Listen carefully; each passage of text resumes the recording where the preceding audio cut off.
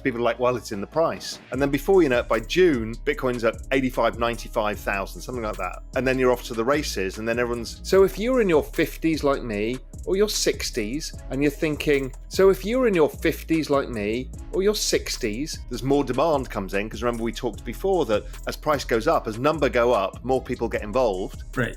And there's less supply, so it starts to get really reflexive. So it kind of gets really squeezy, and that goes on for a period of time, usually about a year and a half after the halving. Today, Bitcoin jumps as high as $71,000. Today, Bitcoin slips after key economic data shows inflation just won't fade away. Today, Bitcoin briefly bounces back above $72,000 to kick off the week. Bitcoin is rebounding, and the Bitcoin halving is only a few days away. In this interview on Wealthier, global macro investor founder and CEO, Raoul Pal is interviewed by Anthony Scaramucci as they discuss Bitcoin, cryptocurrency, and what to expect in the coming months. The halving is now only days away, and historically, Bitcoin's performance post-halving has been nothing short of spectacular. Raoul is convinced this time will not be any different, and only has higher upside potential because of the ETF. Raoul also names his favorite token for this cycle, and gives a brief explanation for why he expects it to massively outperform most of the space, including Bitcoin and Ether, while still remaining relatively safe and stable. He also gives a summary of why investing in Bitcoin and crypto is more important now than ever. It's all tied to 2008, but Raoul restates his thesis in an elegant and simplistic manner. Let's dive in to hear it all. We are in the crypto macro spring to summer transition. That is when liquidity starts coming into the system. It happens to correspond with the US election cycle, because obviously politicians can't help but give out candy around election time. Yes, of course. It's also the Bitcoin halving time. So Bitcoin halving reduces the supply, and then there was the ETF. So basically we've got a perfect setup of liquidity plus new demand plus reduced supply. And so the rest of the year should play out the same way. I mean, I continue to be very bullish this year and very bullish for most of next year. Because Bitcoin is basically a share of a network, the more people who join the network, the more value goes up. So as the ETF brings people in, as people start fearing the governments and their deficits, they start looking for different solutions. One of the reasons gold has been rallying is the same. So what we're seeing is this was the most successful launch of any ETF in all history, which tells you it's not just an ETF. It's that the idea of Bitcoin itself is resonating with people. They kind of know they're getting screwed somewhere by the system, and this feels like a way of getting higher returns with more volatility, but it kind of saves them from what is going on. So let's assume that this is the largest ETF launch in history, and a lot of newbies have come in. Well, it's happening at a magic time. The magic time is what's known as the Bitcoin halving. So new Bitcoin comes onto the market. There is a fixed number of Bitcoins that can be produced each year. So it's a competition to produce them. So you need a lot of computing power.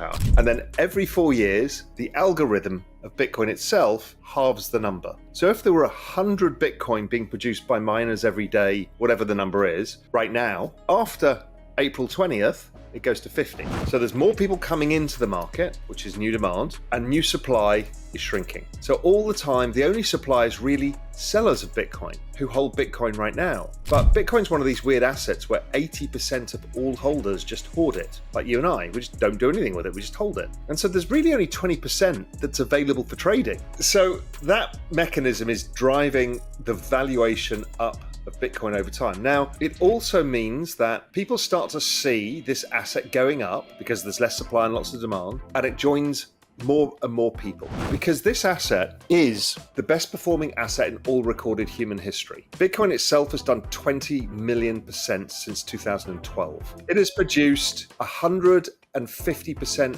annualized returns since 2012. Ethereum has done, which is another cryptocurrency, about 170%, and Solana 190% or 200%. So this asset is by far and away the greatest performing asset in all of humanity. And that gets people's attention, obviously, when people's returns have been low and people can't get out of the wealth trap. The interest rate hike since 2022 has been some of the most brutal in history, and even contrary to the predictions by most analysts. During the last announcement, the Fed did not cut rates. For more on inflation, rates, and the Fed, let's bring in Jim Bianco. He runs Bianco Research, and you don't believe we're going to see cuts this year. Why? And the Fed has made it very clear that they need confidence we're going to 2, and we're not getting that. and otherwise they're not going to be cutting rates. So that's why I think they're going to hold. In an effort to fight inflation, the Federal Reserve expected to raise its interest rates again. This has led many to worry that perhaps they will continue quantitative tightening in a bid to crush inflation. And while Raoul agrees with this, he's also very confident that sooner rather than later, we'll see the Fed cut rates and will officially complete the transition from macro spring to macro summer. He doesn't expect immediate price action, but he's predicted that both macro and crypto stars will align and price will become reflexive. It's at this point that we'll see the bull market price action that we're all familiar with, as Plan B often refers to it, face melting FOMO with insane price pumps. Raoul goes further into why investing in crypto is more important than ever. Sit back as we bring you more clips from the interview.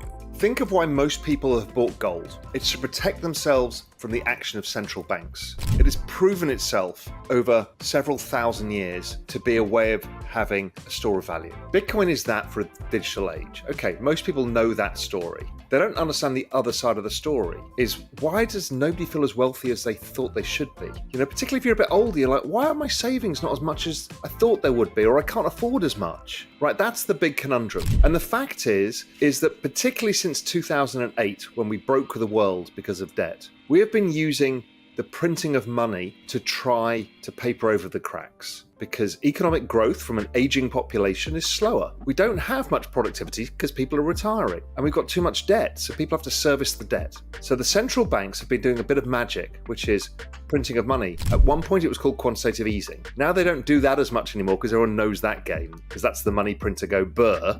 So what they do is they inject liquidity into the system. When you look at that on a globalized level, because everybody's doing it, you're debasing the level of fiat currency. And what that means is your dollar today buys you less assets tomorrow. Now, why do we buy assets? We buy assets to save money for future consumption. So if I were to buy gold today, it's because I want to release it in future and I want its purchasing power protector for it to go up. Now, when you look at what's happening with the debasement of currency, they're debasing currency by about 8% on year on average amongst all the global central banks. Add in about 3 to 4% global inflation, you have 12% hurdle rate on your assets before you actually make any money. So your savings, you need to be making 12%. Now, since 2012, the S&P 500 has made 12% annualized. The NASDAQ has made about 24% annualized. So tech stocks have helped. But crypto is the one that really offsets this and allows you to generate a lot of wealth. So if you're in your 50s like me,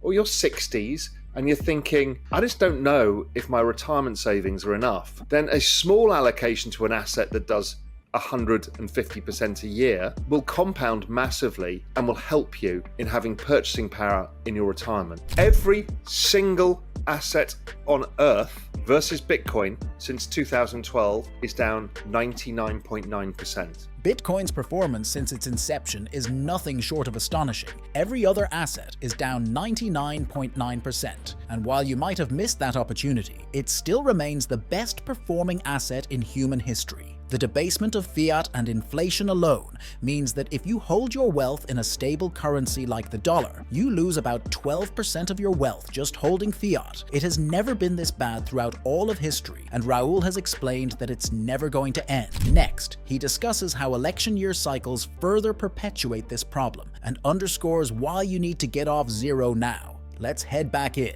Around election years, as I mentioned before, we get a lot of liquidity coming in, and people aren't very good at forecasting now. Even though everyone knows about the halving, nobody figures about liquidity. So they kind of take current market conditions and say, well, you know, if you remove the supply, everything will be fine. But what actually happens is because liquidity comes into the markets, demand starts exploding at the same time as supply. And it always takes everybody by surprise. Now, it's not a one-day event. It's not like suddenly you wake up on the 20th of April and Bitcoin's up, 50%. It tends to kind of chop around that period because people are like, well, it's in the price. And then before you know it, by June, Bitcoin's at 85, 95,000, something like that. And then you're off to the races, and then there's more demand comes in, because remember we talked before that as price goes up, as number go up, more people get involved. Right. And there's less supply, so it starts to get really reflexive. So it kind of gets really squeezy, and that goes on for a period of time. usually about a year and a half after the halving. To cap off this video, Raoul discusses his #1 pick for this cycle and explains why it will explode and outperform Bitcoin and Ethereum. Let's head back in. Solana will outperform all cycle, and it's as simple as that. Why has Solana been a better performing asset over time than ETH or Bitcoin? It's because it's newer. When networks are new, if it goes from 2 people to 4 people on the network, that's a doubling of the network with only 2 people. Right. When you go from 50 million and add 2 people, it's not as much, it's no growth, right? Right. So early stage networks, when they start getting adoption, go up a lot in price. Because don't forget, your token price goes up, the more people use the network. It's as simple as that. So it's earlier stage, and so it's likely to go up if it follows the same kind of paths of adoption that Bitcoin and Ethereum got as well. So it's been outperforming all cycle, and it should continue to outperform this cycle. There'll be other better performing ones because they'll be even earlier stage. Right. But of a big, safer bet, where you feel comfortable with your money, where nothing's going to go horribly wrong apart from the price goes up and down, is going to be Solana. Solana's performance in the last few months has been nothing but astonishing, especially after many called it dead after the FTX debacle. But Raoul has explained that he believes there's even more to come, and that prices could go as high as $1,000 a coin, more than 500% from the $180 per coin where it currently trades today. What do you think about Raoul's bullishness on Solana and crypto overall? To see the latest in crypto news, watch this video here.